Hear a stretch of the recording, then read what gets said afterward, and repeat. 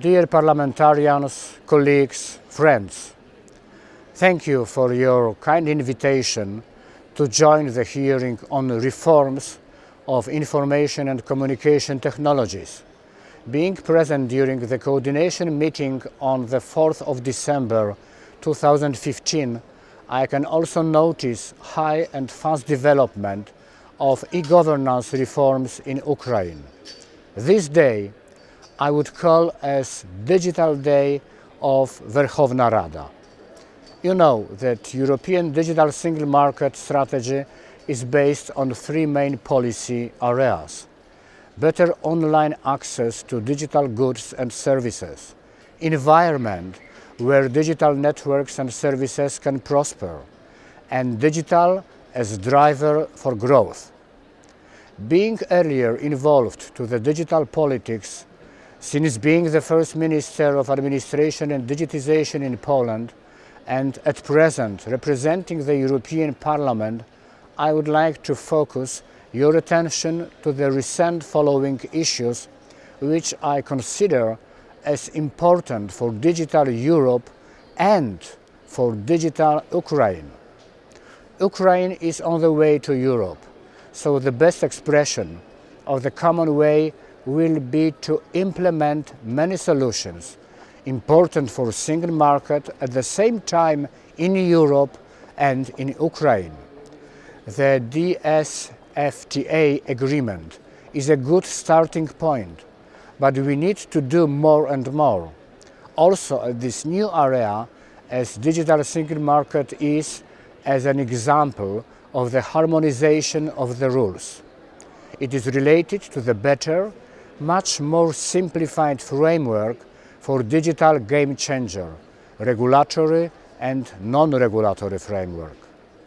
The idea of the digital single market works as a multiplier and gives us the additional part of added value related to the potentiality of the digital drivers present in all sectors of the economy.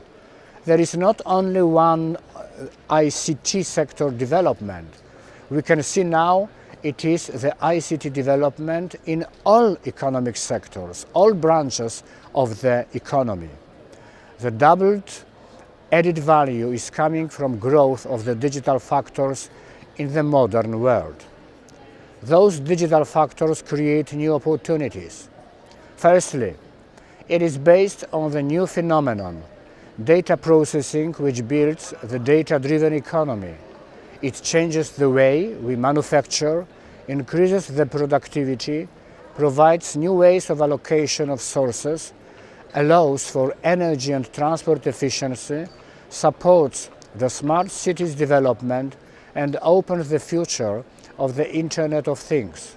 As a result, we are confronted with a completely new economy, from the connected car sector via the new model of the neutral platforms delivering various types of the content defined as collection of goods and services, and provided in the fair way, to the app economy addressing everyday decisions of users and influencing their surroundings. Secondly, it leads us to the new model of products and services totally adjusted to our, as consumers, expectations and needs.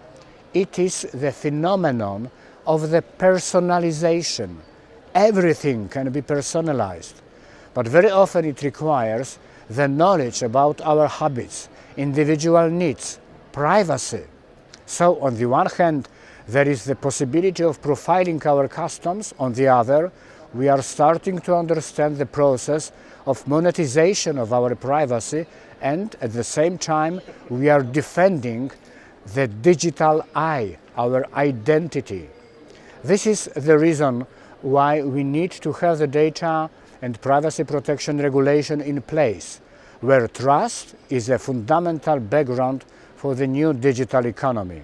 Only trust can build the framework for the new kind of public services in the healthcare area by using mHealth, in education by new forms of teaching, dissemination of massive open online courses influence, and access to the open data also for their reusing, and knowledge in the cultural activities by access to many goods thanks to the new European and I hope Ukrainian rules of copyright with respect to the authors and clear definition of the characteristic of the public domains and openness for new rules for the text and data mining and exceptions and limitations for educational and research purposes.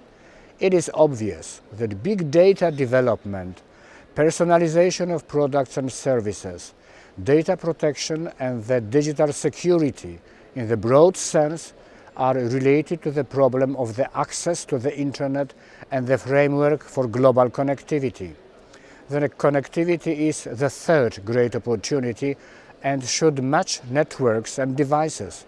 We need investments in the area of infrastructure adjusted to the future requirements for the digital, fully connected economy. It means the necessity to consider the systemic structural incentives for operators to finish the work on 3G, as it was done in Ukraine, in Kiev, implement the 4G solutions, but also start the preparation for 5G, where the traffic will give us the opportunity to connect in milliseconds. Fourthly, the internet is changing all aspects of our life, from the economic to the social and private. It changes our position as consumers, as producers, as workers, future robotization and our skills, and also as citizens. This is the way for refreshing and reinvigorating the democracy. The significance of the new citizenship is growing and provides new possibilities for the participatory democracy, for the transparent online consultations and the decision-making processes, for making the citizens the source of knowledge for the public authorities. Your Ukrainian experience related to Maidan can be used by using new technological tools, by participatory democracy. This is key for e-governance solutions. And in Ukraine, this process is advanced.